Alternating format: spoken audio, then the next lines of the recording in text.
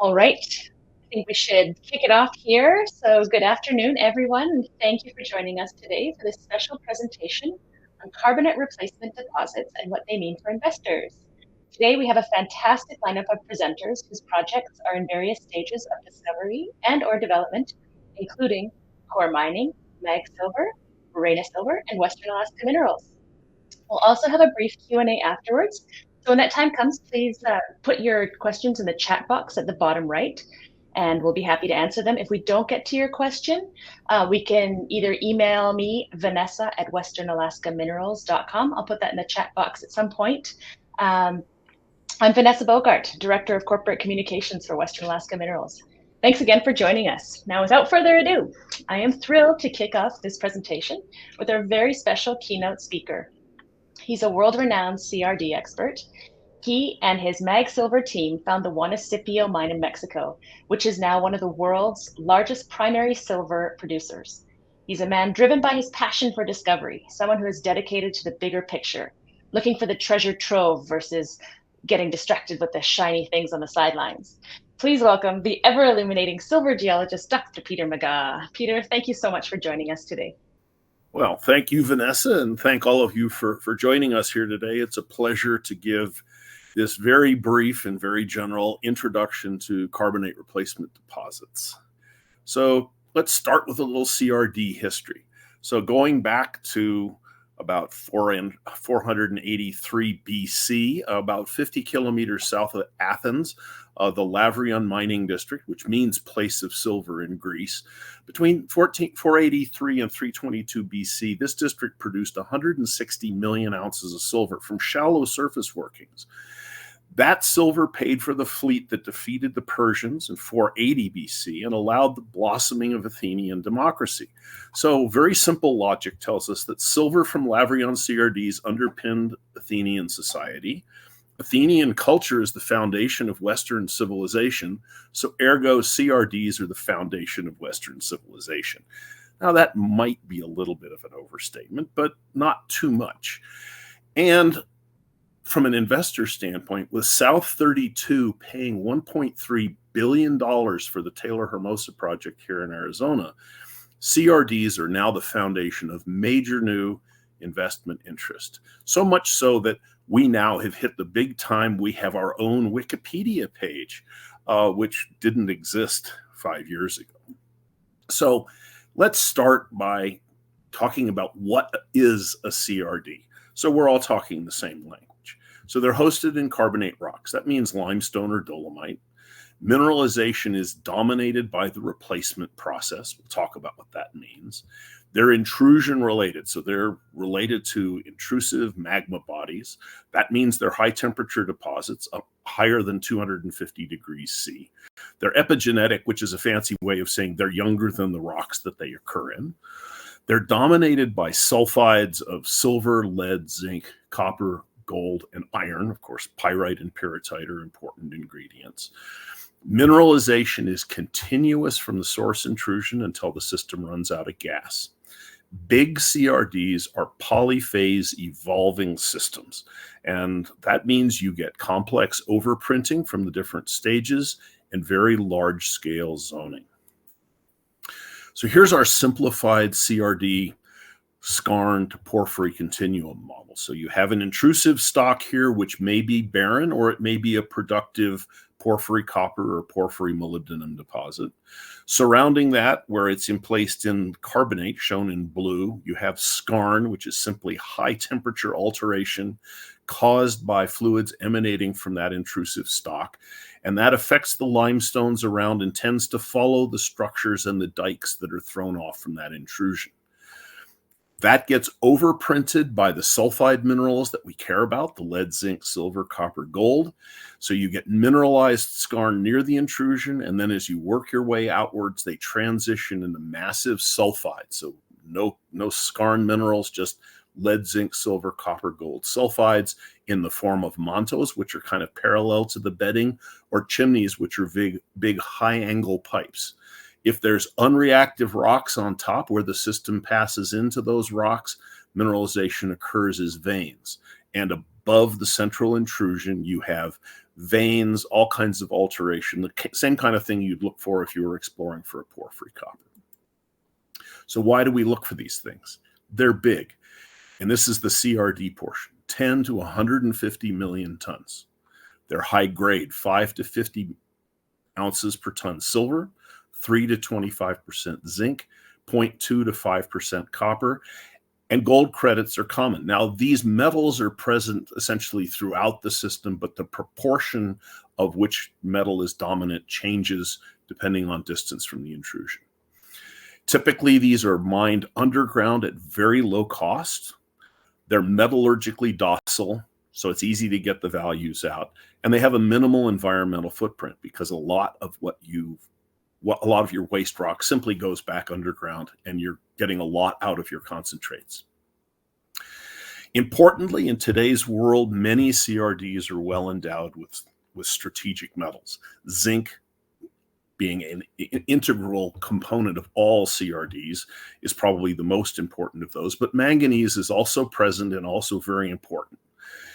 In addition to those, depending on the system, you can have byproduct credits of tin, tungsten, indium, gallium, and germanium. And if the deposit is placed in the right kind of rocks, the systems tend to incorporate things like nickel, cobalt, chromium, and PGEs. These are all important economically, but in the United States especially, these are also important as giving you fast track on permitting, which can mean it's a lot faster to get from discovery into production. So if you follow CRDs, those may lead to large volume skarns and ultimately, in many cases, a productive porphyry. Here is the Bingham Canyon system in Utah. You'll see this picture again. Everyone knows it's one of the great porphyry deposits, but surrounding that porphyry core was very high-grade copper skarn, and around that was lead, zinc, silver, CRD style mineralization that was mined for decades before they even thought about how to mine the copper. So this is what we mean when we're talking about taking an ore system or a district scale approach. We want to understand the entire system, not get stuck on a small piece of it. Let's look at some of the economic metrics of the different zones. So if we're out here in the Manto and Chimney system, again, 10 to 150 million tons, 300 to 1,500 grams silver, 8 to 30% lead, 5 to 30% zinc with a trace of gold and copper. So that means out here you're talking ores that are worth $250 to $500 a ton in these spaghetti-like or linguine-like bodies. As you get closer to the intrusion into the skarn zone, your tonnage goes up 10 to 450 million tons. Your grades go down. Silver's down to 60 to 125, lead's to 1 to 4%. Zinc is holding nice and strong at 4 to 15. Your copper's starting to come in strong here. You start to see consistent gold. This material is only worth $80 to $200 a ton, but your ore bodies are much more compact, they're much larger, so your mining costs are lower. So you can mine these by bulk techniques that are lower cost than you can mine these. And of course, once you get into the porphyry, you're talking 1 billion tons of 0.5% copper. That's $40 rock with a little bit of silver and gold credit, and you mine those in an open pit at the rate of several 100,000 tons a day. Important to note that between skarn and CRD, that's a continuum. If someone's saying, "Oh, we have a skarn deposit, we don't have a CRD," or "We have a CRD, we don't have skarn," that's just not paying attention to the full continuum that these deposits can show. Historically, CRDs had a bad exploration reputation. This is the outcrop of the Nika deposit in Mexico. This is basically the whole thing. There's not very much to see there in outcrop. This is what Nika looks like. 88 chimneys, total of 55 million tons produced, and that surface expression was just sitting right there. Took some thinking to get to find the rest of that system. Fortunately, in the last 20 years, we've come up with some real advances in CRD exploration. We understand where they are, what the regional controls are. We recognize this continuum from CRD to skarn to porphyry. We now recognize that there are mappable large-scale alteration halos that have geochemical and isotopic signatures that we can use to find the center of the system. We recognize large-scale coherent zoning. We can tell the outcrops of big systems from the outcrops of small systems. And in the drilling programs, near misses are more recognizable. The proof of this is that blind discoveries are being made. And you're going to hear about some of those here in a minute. CRDs and porphyry coppers tend to form coherent regional clusters. So you want to be exploring in one of these clusters and learn from the characteristics of the known deposits in those areas what your deposit is most likely to look like once you finally find it. If we look at the Mexican CRD belt, this is 2,200 kilometers long, up to 200 kilometers wide. The red and green both reflect CRDs. The red are the big ones. You don't need to be an exploration geologist to go, if I'm going to look for CRDs in Mexico, I'm going to follow this belt right here because that's where the big ones are. And if you do that and you focus, you can turn something like this, which turned out to look like a small deposit, into what is probably one of the biggest CRDs ever found in Mexico. So quickly, what is replacement? We've talked about it being related to an intrusion. That intrusion, as it cools, kicks off ore fluids. And those are acid, they're saline, they're hot, and they carry the metals we care about, fluorine, silicon, sulfur, etc. Those fluids migrate some distance until they encounter carbonate rocks, which are shown here in blue. The yellow rocks are unreactive rocks. And that carbonate is a buffer. So you have alkaline carbonate, acid fluids. It's like dripping vinegar into baking soda, like your kids do, and see that neutralization reaction. So that fluid simultaneously dissolves a little bit of the carbonate and immediately deposits sulfides and the gangue minerals in that micro space that's created through that dissolution. We call them replacement because you can still see the original textures of the rocks, even in places where the rock has been completely converted to mineable mineralization.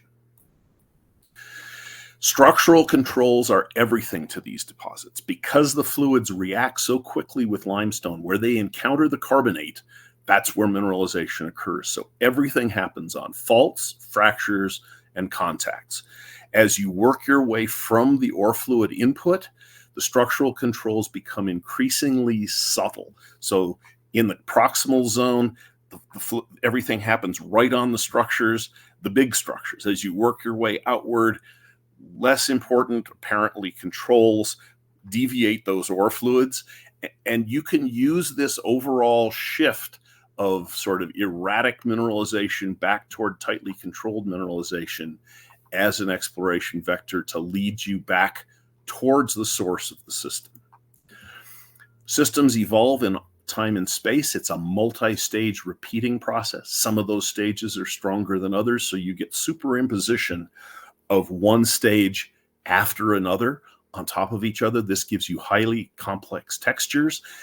That sounds scary, but the complexity itself is a favorable feature. It's zoned with respect to the fluid channels in the system source, so you can use complexity to trace back to the source of your mineralization. You can even pick this up in outcrop in the distal-most parts of the system in the alteration. You don't have to be a geologist to see that there's 4 or 5 different stages that have affected this rock, all essentially controlled by the same structure. As a geologist, we consider something like this a really exciting thing to see on the surface early on in your exploration of one of these systems. Continuity is really important in CRDs. Mineralization is continuous from the source until wherever the system ran out of gas. So unless you have post-mineral faulting that offsets your pathway back to the source, you should be able, once you latch onto that mineralization, to follow it back to the source. And knowing that, even if you come to a fault, you should know it keeps going on the other side of the fault. So I just have to keep looking there. So we have, once again, we have our model here showing our intrusion with the skarn and the massive sulfide zones.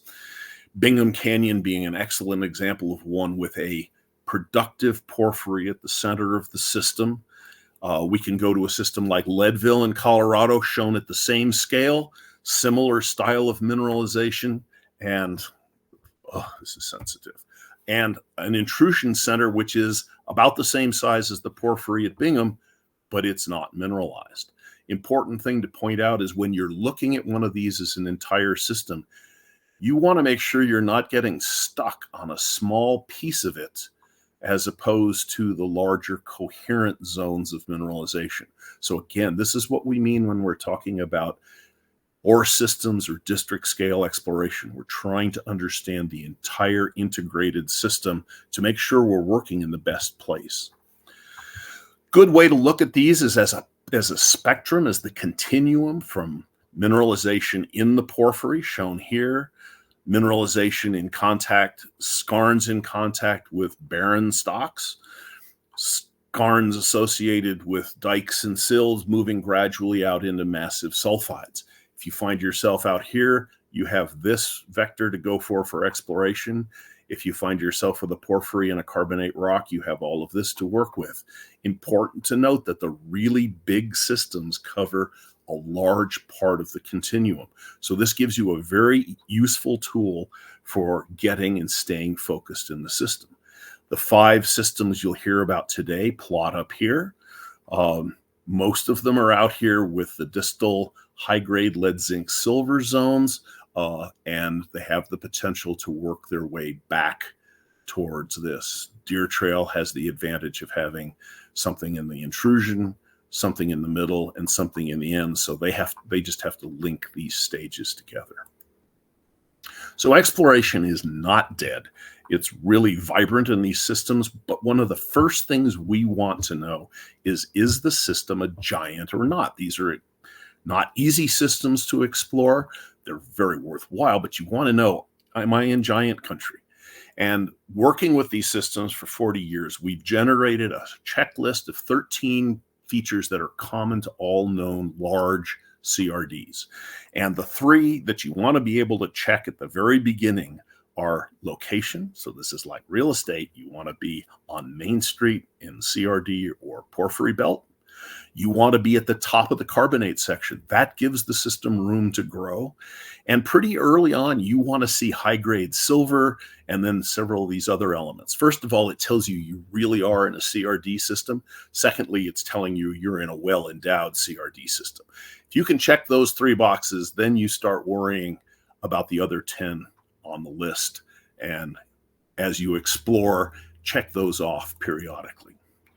Very simple-minded way of looking at exploration. If you find yourself out here, you're looking for that source. If you're at the source, you're looking outward. And as I mentioned before, the best of all possible worlds is to have a piece of the distal part and know where the proximal part is, because then you can work both ends against the middle. This is why it's so important for systems that are being explored from the distal part to spend a fair amount of effort trying to figure out where that center is, because it focuses you. It gets you an exploration corridor that you can work in. There are no one-armed big systems. So when you look at these overall CRD districts, you sort of have 2 examples, 2 extremes. One I call the skeletal hand model, like Santa-Eulalia or Tintic, where you have a whole series of these parallel mantos that coalesce back into chimneys in this area. So strong parallelism to the ore bodies. Or you have the Bingham or Leadville style, what we call the hub and spoke, where you have the central porphyry hub, and then you have all these spokes coming off it. But again, these systems have multiple spokes. If you find yourself in one, you want to make sure you're in the best one, and you want to see how many others exist to keep looking for. Again, you want to see people focusing on the cracks, because that's where the fluids move at all scales. An important aspect of this is the exhaust of that replacement reaction. So when that ore fluid dissolves the carbonate and deposits sulfides, that carbonate is not destroyed. It's picked up in the residual ore fluids along with whatever residual elements happen to be in it, and continues to migrate along the permeability network outboard of that, and then redeposits as what we call fugitive calcite. It used to be here. It's escaped out here. A lot of that fugitive calcite will incorporate manganese into its chemical structure, which makes it highly fluorescent. And this transforms something like this, where you see a whole bunch of calcite veins in the carbonate, which could be related to a non-ore related system or not, but you hit it with a shortwave ultraviolet light and it pops like this. This is barbecue. We call this barbecue rock because when it's really good, it looks like you're ready to throw the steaks on. And if you're this close, you're probably ready to pop the cork on the champagne too. So this is a relatively recently recognized system that tells us we're in a CRD system. We're in the exhaust plume of that CRD and can work our way back towards the source. And if you look at an example from Deer Trail, for example, and Lex will talk about this again in a minute, here's your core wet. That's 20 some odd meters of core. It doesn't really look like very much, but you put it under shortwave ultraviolet and you see this beautiful transition from blue to starting to pick up oranges and reds and multiple stages of overprinting orange and red. That's telling you multiple stages of fugitive calcite. And we know there's sulfide right here. So this has, because the next boxes in both of these cases hit massive sulfide. So what we have is a recognizable zoning pattern working our way outboard of mineralization that expands our target by at least 20 meters. And that's what I'm talking about in terms of near miss scenarios. So we always want to think bigger, and we have focused for years. People have focused in the Western US, South America, Mexico, but CRD belts exist running through Eastern Europe and all into Asia. China's full of them. And we can track things like the Cordilleran Belt to the northwest up into northern BC and on into Alaska. And you're going to hear those stories here in just a minute. But these are worldwide deposits. You just want to be in the best elephant country you can find. And with that, I will say muchas gracias and turn things over to the other presenters. Peter, thank you so much. That was a really enlightening presentation. Thank you for sharing your knowledge. Just tap well, here and stop sharing my screen. Okay. And I can now go silent and let someone else take over. Thank you, sir. Right on. Our next corporate presentation, our first corporate presentation, is by a PhD from Adelaide University in Australia with over 25 years of experience and whose leadership has been instrumental in the application of the hub and spoke thesis at the Deer Trail project. Dr. Lex Lambeck, VP Exploration at Mag Silver.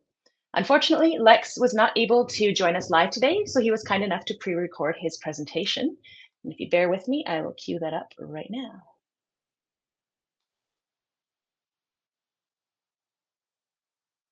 Okay, thanks very much. I'm Lex Lambeck, the Vice President of Exploration for Mag Silver Corp. And first of all, thank you to Western Alaska for inviting and organising this event. Very much appreciated. And today I'm going to talk about Mag's Deer Trail CRD project in Utah. And very much up here in southern central Utah. And as what we're going to follow on with and show, as Peter's been talking about, it occurs very much on CRD Main Street. And this down here in Juanicipio is Mag's other main asset, Juanicipio. That in Utah, here we are on Deer Trail. And this is very much on what I'm going to talk you through is CRD Main Street. You have Bingham Canyon, as Peter's already shown you, one of the world's biggest copper porphyry systems, but it, as Peter alluded to, started out life as a CRD system. And then you've got Tintic along the main trend and Pioche. You basically got the divide here along the Wasatch Tushar fault system between the Great Basin and Colorado Plateau. And then Deer Trail down here along the Tushar fault. And historically, Deer Trail's been long overlooked. It was always seen in the literature as a younger, unrelated mine. And it wasn't until we did the review in 2018 started to think, that geochronology doesn't quite make sense. And when we took the project over in 2019, we all got up high on the mountain and we found some of the higher felsic volcanic rocks. and we dated those, and we got a consistent age of 31 million years, very much putting us into that trend of the Bingham Tintic Pioche family. We also got a nice age of alteration at 28 million years. So it shows that Deer Trail, while it's been overlooked, is very much part of the Bingham family along that main structural break of the Wasatch-Tushar system, as it's known down here, and very much part and on CRD Main Street. So as Peter's alluded to, here we have the Deer Trail checklist. And basically, as we've just discussed, location, location, location. Deer Trail fits on CRD Main Street. And what I'm going to show you also is that it fits at the top of a carbonate section that, again, has been previously unrecognized. And we know from the historic Deer Trail mine that there's also some very good grade. And while it's up high in the stratigraphic system, there was still good grade that people were mining on and off for 150 years, but never ever making any money. And so you had sort of grades of 400 ppm silver, some good gold, some good zinc, and some good lead and copper. And I'm going to take you through how we've readjusted our thinking there and put that together into a new model. So this is another model that we've seen from Peter. I'm just going to go through this quickly, and then I'm going to show you how we've adjusted this model to fit our Deer Trail CRD system.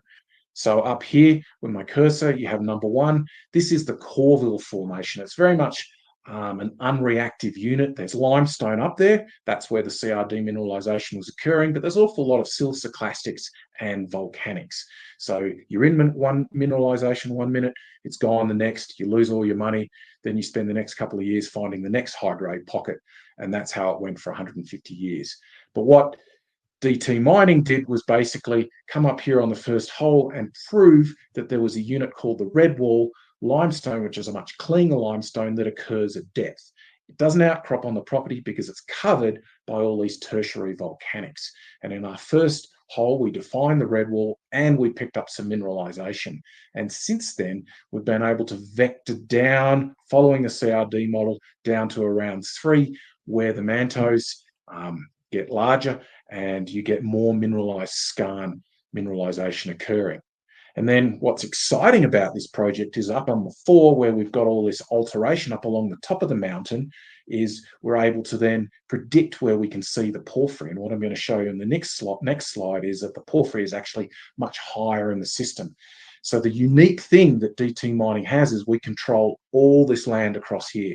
And as I'm going to say a number of times, we can attack the system from both the CRD end and the porphyry end. So this is the CRD model applied to Deer Trail. We've got this younger porphyritic granite, which isn't really part of the system at all. But it's over here where we've got this older intrusive source, which we believe is the main driver of the fluid. And then you have the historic Deer Trail portal that comes in along here and was mining very much along the tops of things. But no one ever drilled deep enough. So as what we've done in the project since MAG acquired it is drilled much down deeper into the Mississippian Red Wall limestone, which is a much more cohesive unit for CRD mineralization. And that's where we put out the Carissa discovery early last year. And this is where we've been following up around it. But then we've also been working up high where we've dated these felsic volcanics that I mentioned up high at 31 million years, and then vectoring down into the porphyry intrusion side of things. So again, we're attacking the system from both ends. Really unique. And again, Peter would have alluded to this and seen some pictures of Deer Trail already. And I'm sure Sage has some really good ones from Western Alaska, as does Lauren and Ross. But here we developed this UV photography system in 2019 to basically photograph all of our historic core and then see the intervals of UV fluorescence. We then got those intervals and we put them into a 3D logging program, Leapfrog, to start predicting where we could be. And at the same time, we also mapped extensively underground, mapping out the UV fluorescence. Now, Peter talks about grade being king. I'm also going to say structure is king, because you need structure to move the fluids along. and as the conduits of fluid. So putting all that together and all that structural information from underground mapping and core logging and building your UV 3D model of which to then accurately do your drill plans from. It's been really instrumental. But of course, we've also got to step out and take a bigger picture approach again. Peter showed this, the Bingham Canyon approach with that central porphyry. And then all around the edges, they were mining this for 50 years before they moved into the porphyry copper zone. And it's these lead zinc mantos, which we believe is equivalent to where Deer Trail is sitting on out here. We don't quite know which one, and we haven't yet found all the spokes, and that's the exciting part. So we believe Deer Trail, a historic Deer Trail, is sitting on one spoke, and the Carissa is sitting on another spoke, all vectoring back to the central porphyry zone. So now we can apply this on a same scale of Bingham Canyon. We've got 1 kilometre, and it's about the same scale as the Deer Trail system. That's about 10 kilometres wide and 10 kilometres long at its maximum points.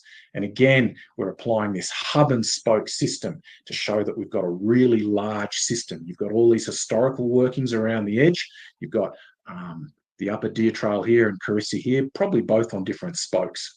And we're now vectoring back into the Deer Trail porphyry, but we also believe there's other evidence for more porphyry system back under Alunite Ridge, which is one of the world's biggest alunite deposits, and porphyry under Mount Brigham itself, potentially.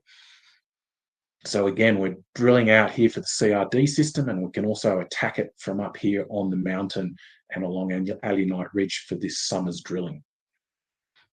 So this is some of the results so far. This is the historic mine corridor, and the blue here is the historic adit going along here that they mined for 150 years. And we've been drilling in this historic mine corridor and getting some pretty interesting results. But it wasn't until we sort of had an out-of-the-box thought process and put a hole right out here that we discovered the Carissa zone based on our structural and UV mapping. And that's where we got the 274-metre intercept that I'm going to take you through. And then most recently, we've offset that with another hole more to the north and one to the south. And we're currently, due to winter conditions, drilling another really nice structural target down here called the monster target. But we'll be moving up here now that the snow's cleared and drilling off a whole fan of holes. This is what 274 metres gets you at 0.2% copper and 26 metres at 0.6% copper over this iron magnetite skarn. Really interesting and really well worth following up. It gets us a lot closer to something. These are some of the exciting textures. You're getting quite a lot of complexity in there. The more complexity, the longer the time, the multiple fluid pulses, the bigger the system is what we're thinking. And we've got good evidence now seeing these textures. So we've got 5 holes planned this summer. We've basically got the Carissa South, which we're following up on the Carissa targets. So our summer program, we've basically got 5 drill holes planned. Each hole is deep. It takes a couple of months. And what we're doing here is basically focusing on the Carissa and some of the other targets, but we're attacking it from the CRD and the porphyry potential. Now, this is a picture that Peter Megaw found from 1922 when they were mining on the Deer Trail prospect, but very much postage stamp size. And what we're doing is attacking it now from a systematic property-wide approach. And this is the final slide from the Deer Trail Mining Historic Portal showing that we're on CRD Main Street with Bingham up one end of the trend and Pioche down the southern end of the trend. So thank you. I'm sorry I'm not around to answer any more questions. I am traveling at the moment, but I look forward to hearing from you all in the future. Thank you. A big virtual thanks to Lex for pre-recording that. If you have questions for him, again, I put my email in the chat box. Next up, we have live presentation. I'm going to share my screen first. We are introducing Ross Easterbrook, a seasoned geoscientist with over 15 years expertise in production and exploration, specializing in polymetallic sulfide systems across Canada, including CRDs. Ross has 8 years of experience as exploration manager at Coeur Mining Inc.'s Silvertip CRD in British Columbia. The floor is yours, Ross.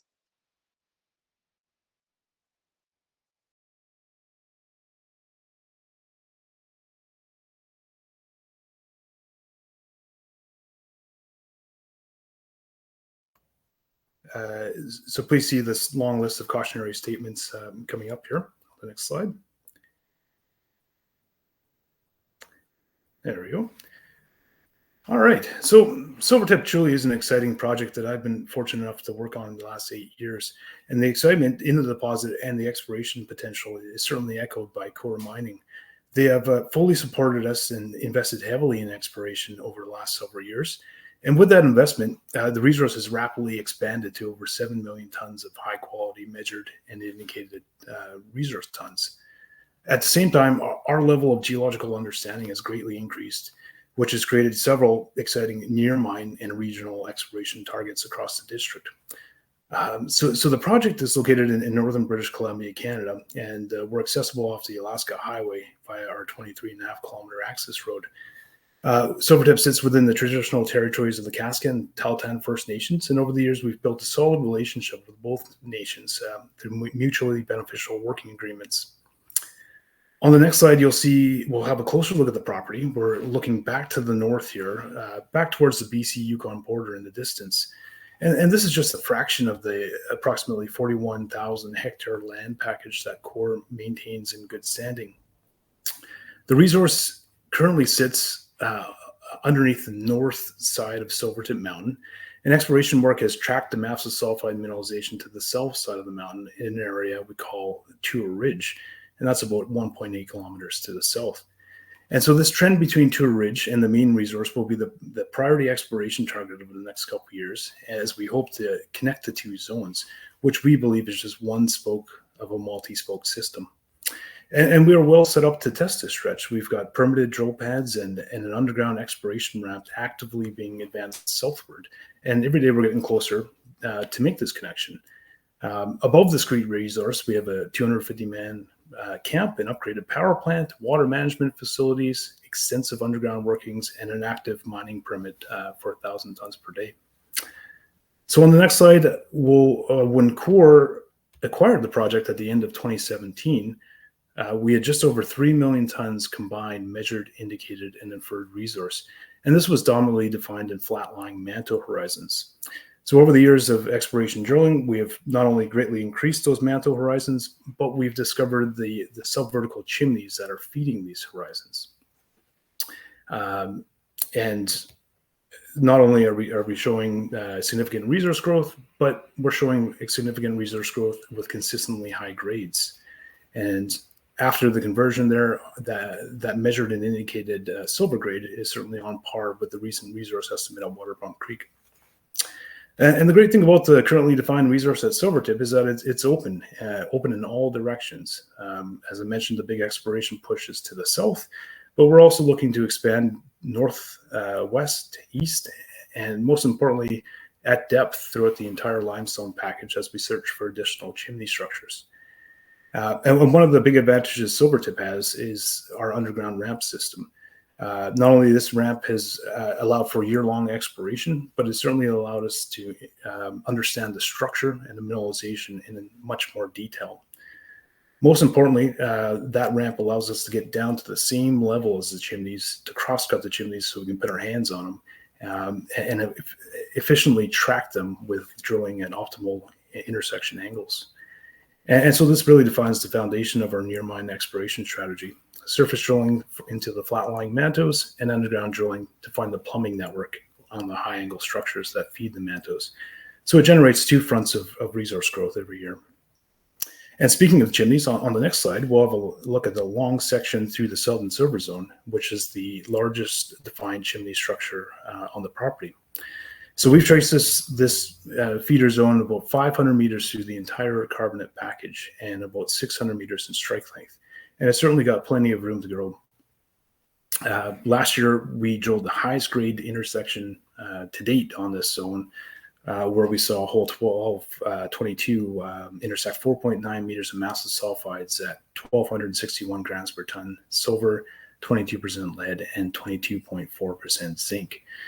And the search is on for more of these feeder zones. We feel they add significant value to our project. Their geometries are conducive to lower cost bulk mining methods, and they're entirely encompassed and hosted in competent acid neutralizing limestone.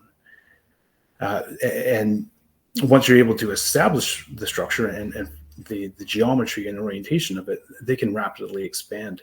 The Southern Silver Zone quickly grew from a couple 100,000 tons to 1.7 million tons just last year. And as we zoom out to the bigger picture on the last slide, we're really excited about our regional exploration program this year. We've built a good understanding of the distal CRD environment back at Silvertip. And we're using that understanding of metal zonation, fluid pathways, structural domains, all to vector back towards the heat source.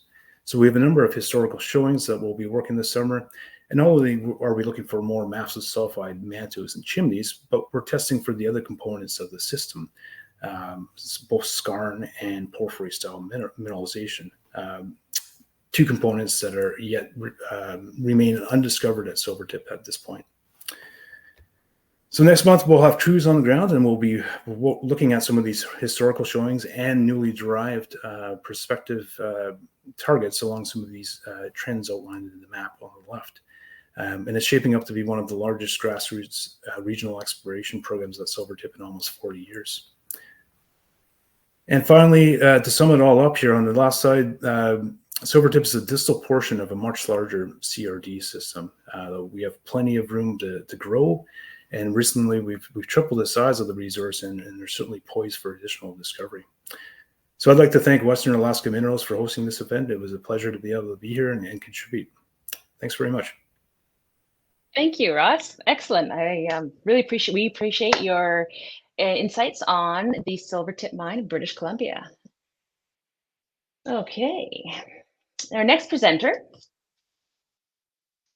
I'll cue up a slide here.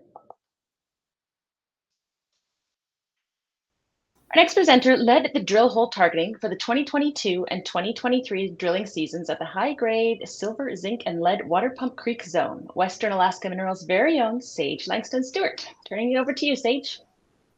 Hi, Vanessa. Thanks so much for that introduction. I'm Sage Langston-Stewart, Senior Project Geologist for Western Alaska Minerals, and I'm very excited to be talking about our projects today, primarily focusing on the Illinois Creek property, which includes the past-producing Illinois Creek mine and our newly released resource on Water Pump Creek. I'll be talking about our incredibly high-grade Water Pump Creek CRD, the scale of the whole system, and how the geology is driving our decisions as we continue forward with exploration and hopefully finding more sulfides. This project has some truly unique and exciting opportunity. Next slide. As you can tell, there will be forward-looking statements. So we're located 250 miles west of Fairbanks, Alaska. We're pretty close to the Yukon River, the nearby villages of Galena, Kaltag, and Nulato.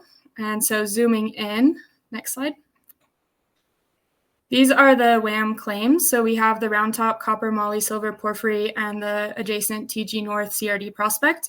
We have the Honker Gold low to intermediate sulfidation vein system, but I'll really be focusing on the Illinois Creek mine and the Water Pump Creek resource and the prospects within that area. So zooming into that. So this is the geologic map of the Illinois Creek property. So I'd like to point out the mineralization footprint. Everything in red and orange is known mineralization. This includes the Water Pump Creek Silver Lead Zinc CRD, the LH prospect, and the Illinois Creek past producing mine. Just to the northwest of that Illinois Creek mine is a number of additional gaussins. So we have a mineralization footprint of about 6 to 8 kilometers spanning from Illinois Creek to Water Pump Creek. The next thing here is the plumbing.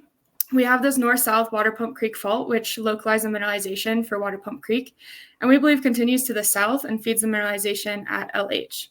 The Illinois Creek fault is an east-northeast trending fault that localizes the mineralization at Illinois Creek. And then we have our Warm Springs fault, which has been identified from the geophysics and is a target area for this summer. Another takeaway from this map is the stratigraphy. So everything in blue is our carbonate host rock package. Within this, there are 3 key target horizons defined, which are all capped by schists and greenstones. So this allows for the mineralizing fluids to pool underneath these aquitards. And this can be kind of hard to visualize, so we do have a 3D fly-through video of the geologic model and all of the prospects, which you can find on our website if you'd like to check that out. Next slide.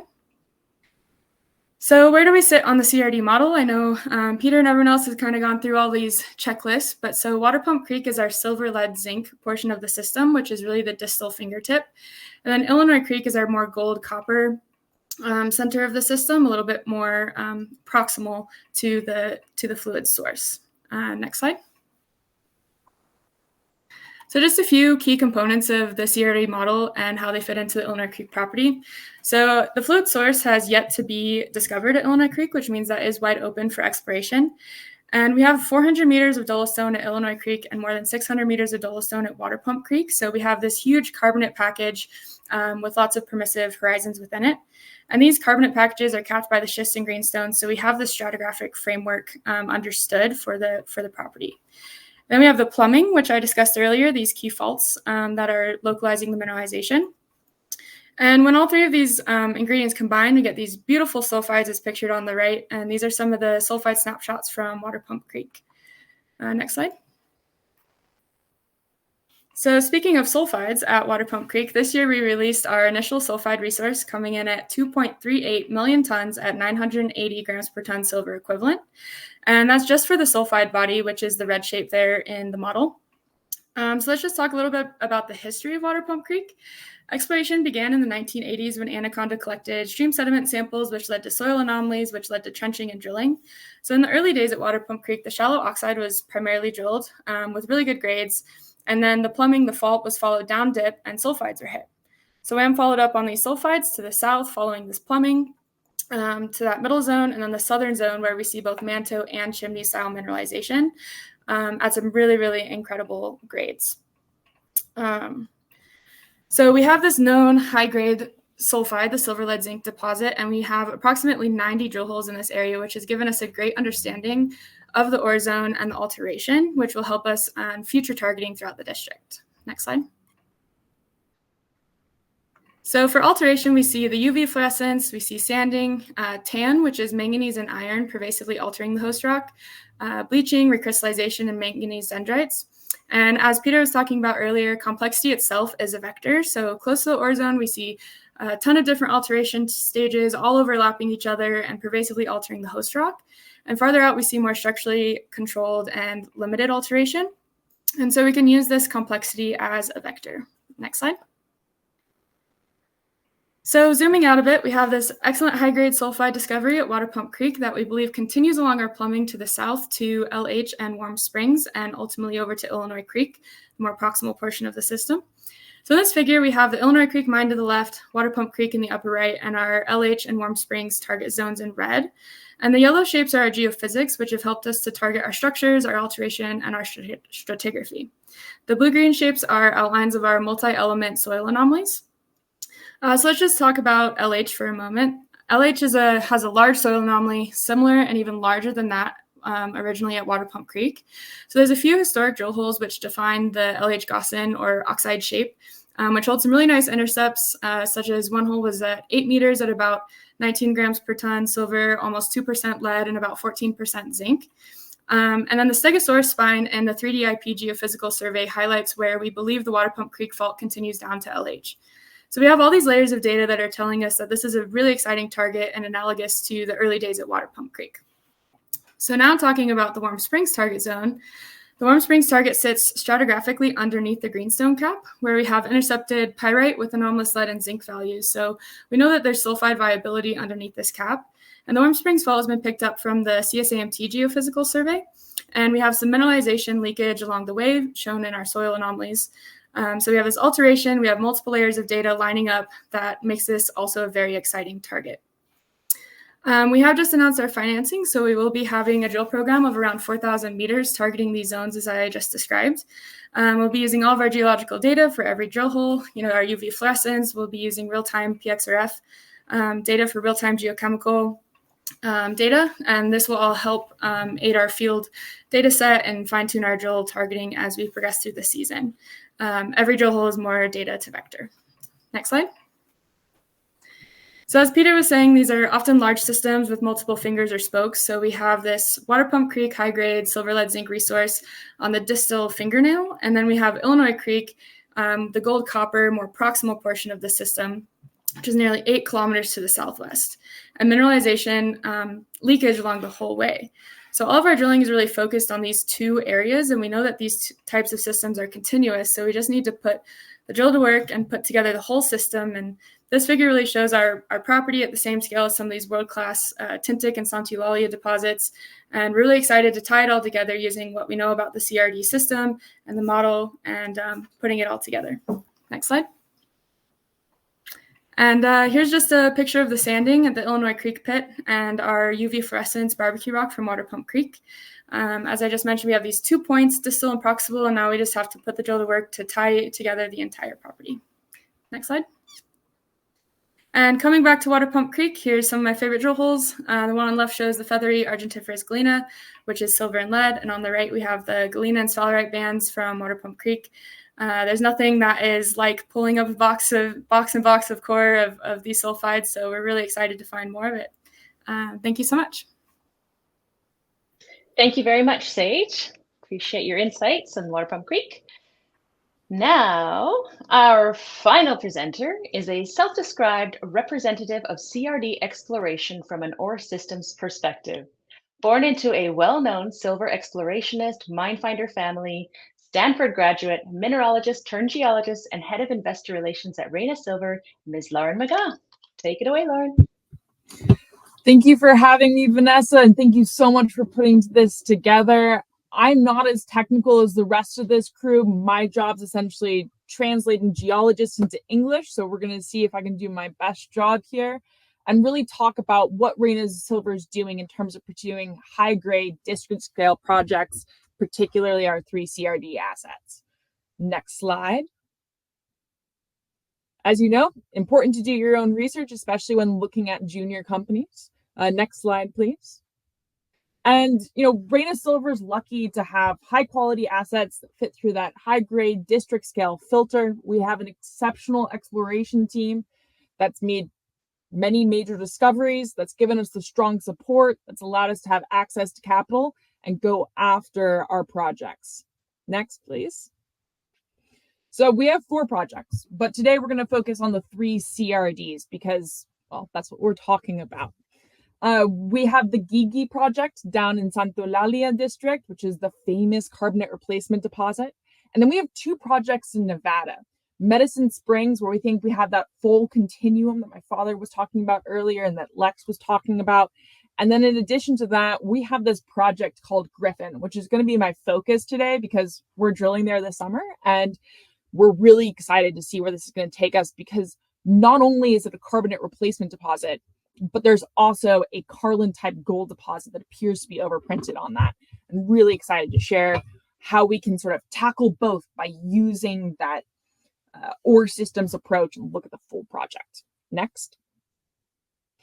We have exploration geologists, not only my father, but also I would point out Rene Ramirez, who was part of the discoveries of Exelon's La Platosa, as well as Max Silver's Municipio, and Manuel Ruiz with his discovery or his assistance with Cinco de Mayo for MAG. Next, please. So you've seen this model a zillion times today. I'm going to try to see if I can translate this in such a way that it makes it a lot easier for me to explain the next couple of projects. And that's thinking of CRDs like it's a public transportation system. Next. So that source porphyry that we were talking about, that's like your bus terminal. And coming off of that is a whole bunch of bus routes. Those are those structures that are so key to the system. And the bus is leaving, that's your acidic mineralized fluid that's coming out. And as it comes out, different elements get off on different neighborhoods, different stops along the way. So when you're in your skarn zone, that's like your downtown. So you have high copper, gold, lead, zinc. Your silver grade is going to be lower than it is outboard, but that's where everything's voluminous. As you make your way further out along the structures, you get to the suburbs. And that's where your silver grade goes way up, along with your lead and your zinc. Those are those massive sulfide chimney manto systems. And at the very end, the elements that fell asleep on the back of the bus get kicked out. That's our alteration halo. Those are our trace elements. And one of the reasons why I spent a little time focusing on this is if you think about these systems like big cities, it helps wrap your head around how important they can be, as well as how you can leverage different parts of it against each other. So if you know where a big suburb is and you know where the source is, you can work those 2 pieces against each other. Next slide. And, here's that diagram. These are the potential that we see in our 3 assets with the CRD potential. And next slide here, I'm going to drop in to Griffin. So this is the project that we're drilling this summer. That's where you see that CRD component along with the gold component. It's a 10,000 hectare project. Next slide. And it's right on trend with some of the biggest gold mega districts out there. And considering the fact that you're around Carlin and you're around the Battle Mountain Eureka trend, the focus, especially because this project's absolutely littered with gold, historically has just been on the gold mineralization. Next slide. And for obvious reasons. I mean, it is absolutely everywhere. And on top of that, we have known Carlin type gold mineralization. We have the cute little fuzzy pyrites that are the auriferous arsenical rims surrounding it. And so, because you have these mega districts in this area, like the Cortez camp that's just across the valley, that thing's almost 40 million ounces of gold. So of course you're going to focus on that. However, next slide. When we're talking about CRD systems, we talk about being on main trend, being on Main Street for CRDs. And so you have the Eureka district, which is south of us, which is a historic, high grade silver, lead, zinc with a gold kicker. You see the same thing in the Railroad district and Immigrant Rain. And we believe we have the same thing at Griffin as well, especially with the historic CRD production there. Next slide. In fact, we get 10 out of the 13 key features on that checklist checked off. Next slide. And one of the big things that we're seeing is those deep-seated structures, that plumbing, those big routes that see multiple sets of mineralization. And one of the things that's exciting is if we think about the structures as routes, CRDs are like buses dropping elements off. But a Carlin system is more like a whole bunch of little cars going everywhere. But if you can find where those main highways are, those main thoroughfares, that allows you to understand the full system better and potentially leverage the 2 pieces against each other. In addition to that, with the scavenging aspect of CRDs, the fact that we have a stratabound unit that's bearing nickel and cobalt, one of the potential upsides on this project is the critical metals as well. Next slide. And depending on how you stack these things up, you put gold on top, gold shows up. Next slide. You put silver on top, it blots everything out because we're seeing results up to 2,000 grams per ton silver on surface samples. Next slide. And then if you throw copper on top, we have this one area that runs up to 11.6% copper. And if you think about your association as you get closer to the heat source of the copper mineralization, as you get into that downtown area, as you move towards the source, one of the things that's exciting about Griffin is how much potential there is in multiple different ways for this to be a significant district. And we're really excited to be exploring it at a full scale potential, for the copper, for the silver, for the gold all together. And that's one of the beautiful things about taking that ore systems approach. Okay, I'm going to whip through these next 2 to give you guys some ideas of what the other ones are. So we have Gigi. That's at the heart of the Santa Eulalia mining district. This thing's produced 500 million ounces of silver. Next slide. And from what we know, that came from the suburbs. The downtown area, the source has yet to be found. Our idea is work the 2 ends against each other. And in case you guys thought these were just spaghetti monsters and skinny, one of the things that's actually really fun here is if you look in this photo, you can see that there's, or this cartoon, you can see there's 2 Eiffel Towers stacked inside one of these chimneys. They can be really big. Next slide. And so the idea here is because they're continuous systems, you work those ends against each other, you make your way towards the source. Next slide. And that's one of the reasons why we've been doing some AI optimization of our geophysics to see if we can leverage that to find that source of that system, because man, that you don't really find suburbs that big, not attached to a big city, plus potential for additional suburbs as well. Next slide. And we're taking that same tact at Medicine Springs. Next slide. Where you see 11 of the 13 key features associated with the big CRDs, including being, right where you want to be. And next slide. One of the questions that we asked when we started there is it a Reyna Silver quality project? Does it have the scale along with the grade? And that's why we tested. Did it have room to grow? Everything that you see in blue there, those are carbonates. So that's potential for replacement. And on top of that, the first hole was over 1 kilo silver. So boom, boom, checked those off. Next slide. And so when you start seeing these big scale features, 75% high grade hit rate. Next slide. Try to see where that came from. That's one of the reasons why we're really interested in the geophysics that's associated with a big copper sample, as well as some high grade silver associated with another geophysics anomaly. Next slide. So the real moral of the story here is go big. Love CRDs, obviously grew up with them. Thank you, Vanessa, so much for putting this together. Absolute round of applause. And if anyone has any additional questions or wants to get more of a deep dive, I'm obviously always excited to talk about these. Lauren, bravo. Thank you so much. That was an excellent presentation. And I'm going to stop my screen share right now. We'll open up for questions. We are past the hour, so in the interest of time and respecting people's time, if you want to just, again, email me questions and I can funnel them to the panel, feel free. I see the great speakers. Thanks so much. Thank you, Darcy. There we have CRDs. They're complex, they're massive, they're valuable. So thank you so much for this panel. I had so much fun. I hope the audience did as well. It was so enlightening, so much to learn. And for Six, for this elegant platform. And to the audience, thank you for your time today.